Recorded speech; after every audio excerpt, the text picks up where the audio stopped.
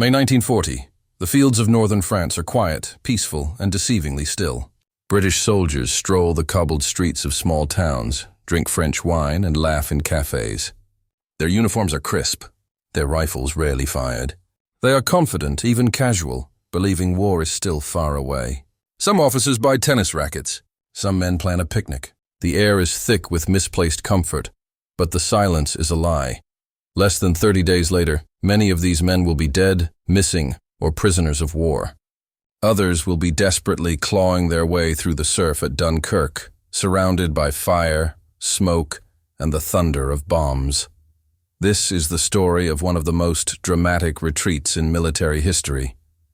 It's the tale of how an unprepared army, cornered by one of the most terrifying war machines in history, was plucked from the jaws of annihilation by fishing boats, yachts, and civilians who answered a call.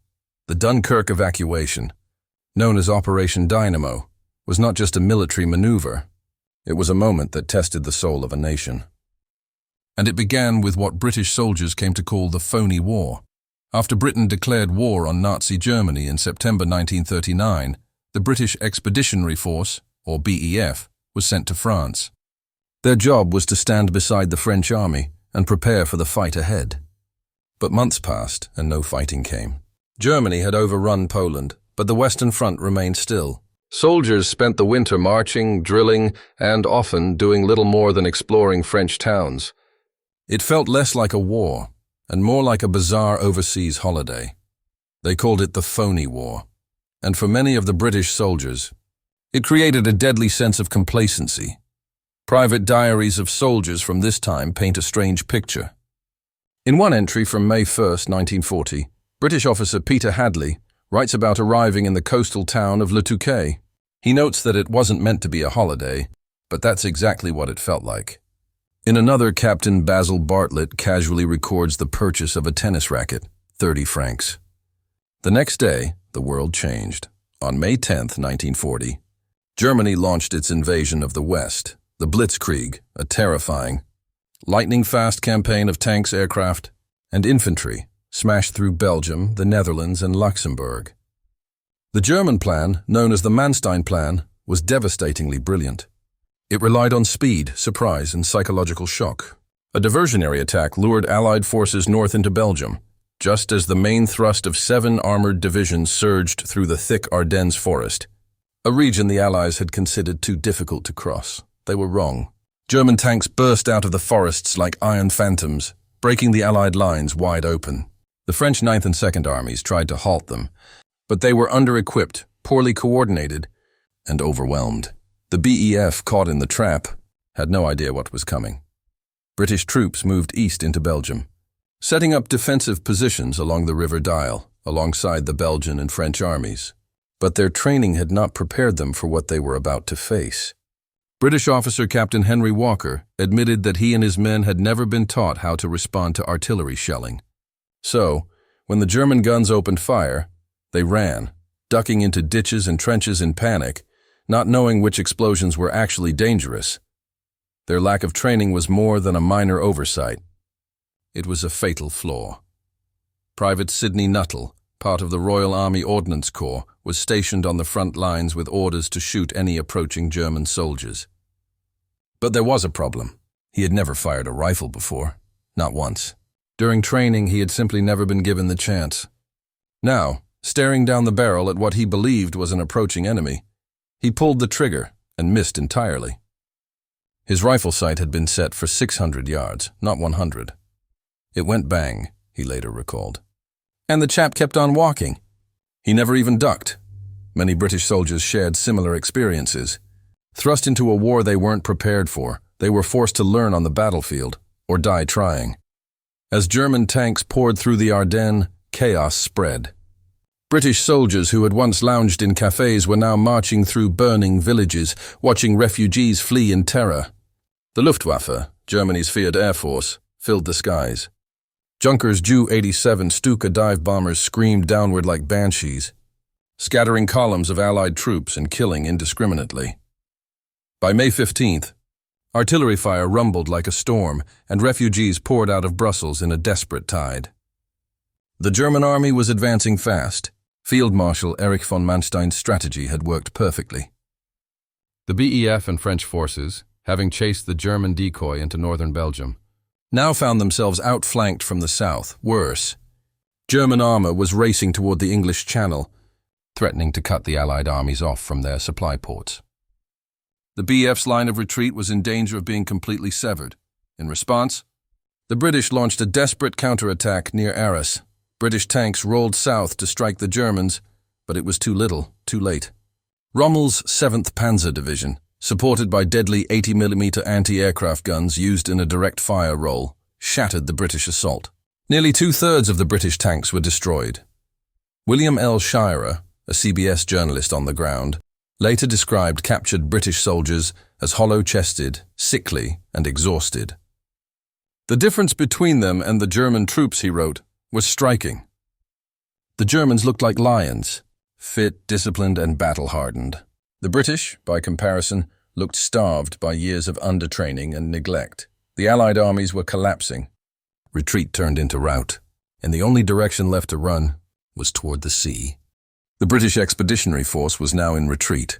The German Blitzkrieg had smashed through the Ardennes, swept around the Allied flank, and cut deep into France.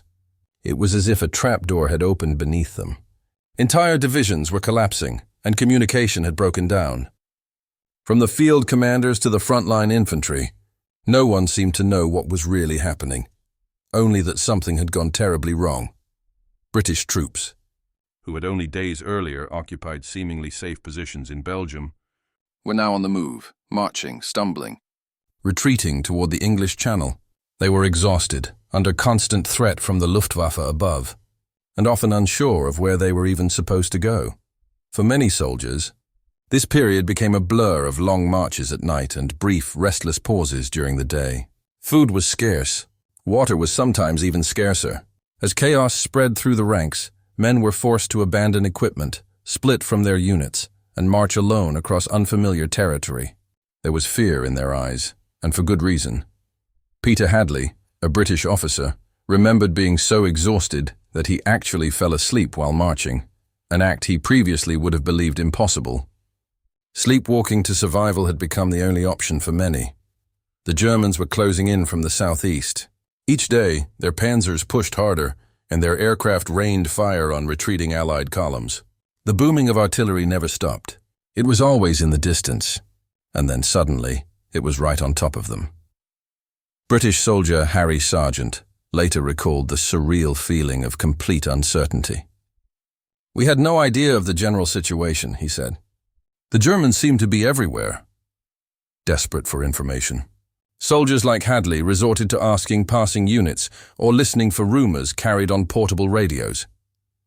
By May 28th, Hadley had lost all clarity. There were fires all around him.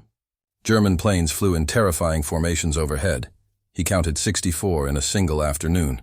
The countryside was being consumed by the war, and his only hope was to reach the coast. He began to hear rumors. Calais might still be holding. Dunkirk might still be in Allied hands. It was a slim hope, but it was all they had left. Then came a final blow to Allied morale. King Leopold of Belgium surrendered his entire army to the Germans, without warning or coordination with the British or French.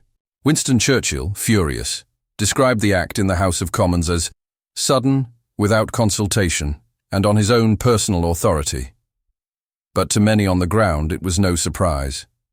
Captain Bartlett, still with the BEF, wrote in his diary that the Belgians had shown very little stomach for the fight.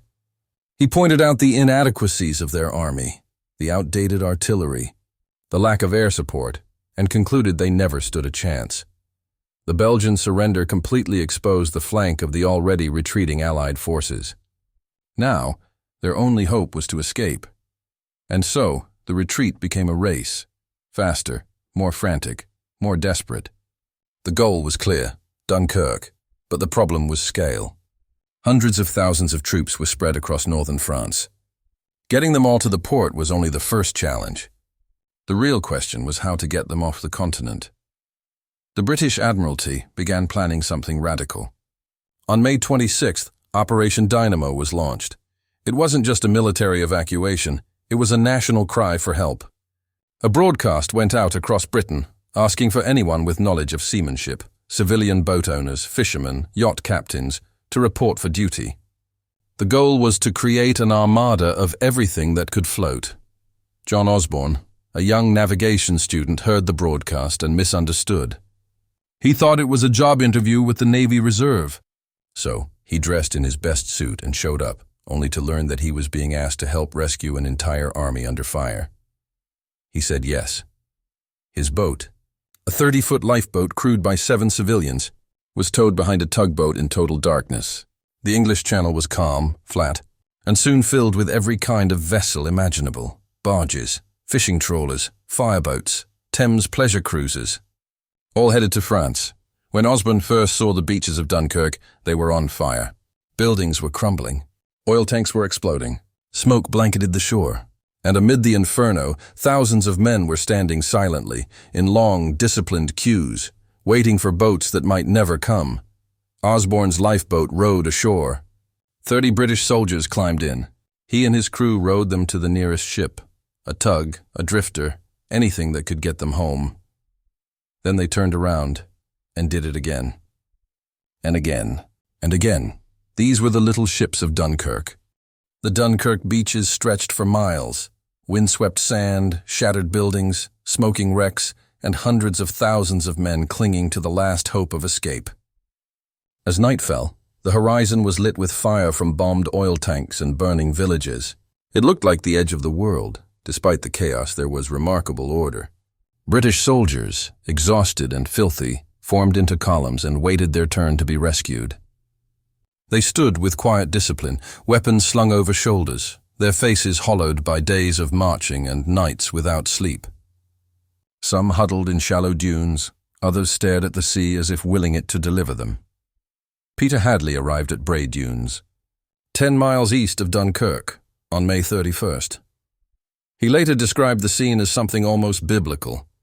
Soldiers were spread across the beach like ants, marching toward a divine deliverance.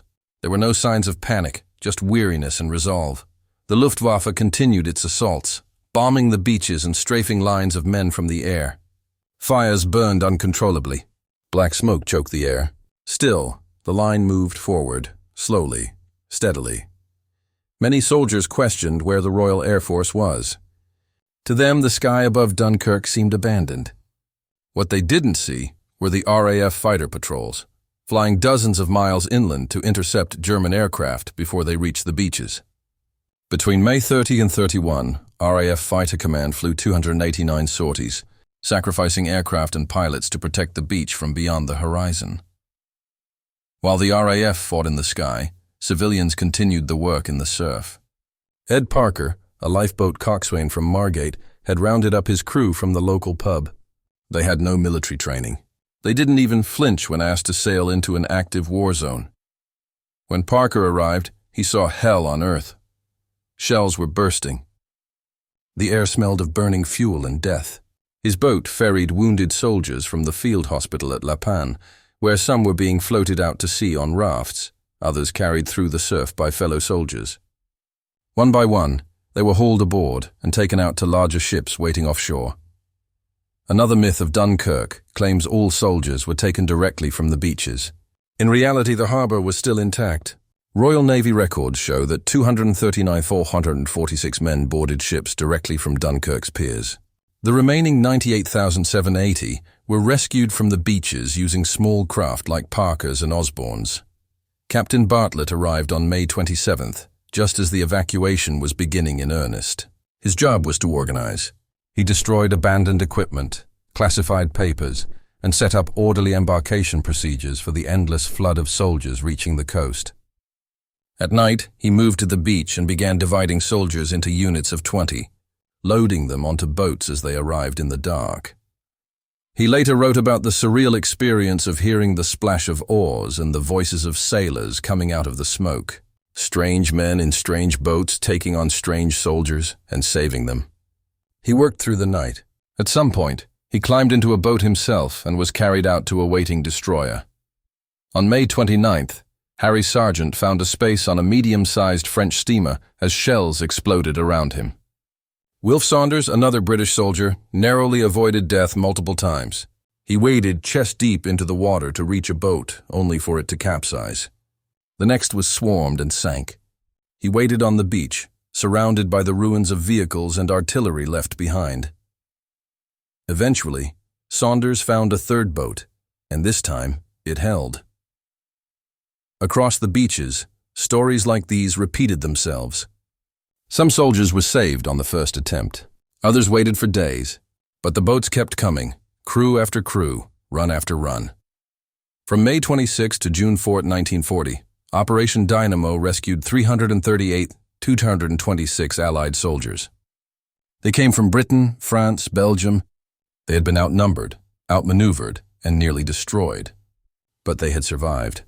Dunkirk was not a military victory. It was a strategic escape. But it was also something more. It was a moment of national unity, of civilian bravery, and of resolve in the face of total collapse. British civilians had answered the call, not with speeches or slogans, but with boats, oars, engines, and grit. Historians would later call it the miracle of Dunkirk, not because it was perfect, but because it was impossible, and yet it happened. Churchill, in a now legendary speech, reminded the nation that wars are not won by evacuations. He was right. But Dunkirk gave Britain something it desperately needed, a second chance. And it lit the fire of defiance that would carry them through the long war ahead. The beaches were silent again. The last of the smoke drifted away. All that remained in the sand were wrecked vehicles, shattered weapons, discarded helmets, and the memory of those who had held the line, even as it broke. In the end, Dunkirk was not the end of the war. It was the beginning of Britain's fight for survival, and the world would never forget.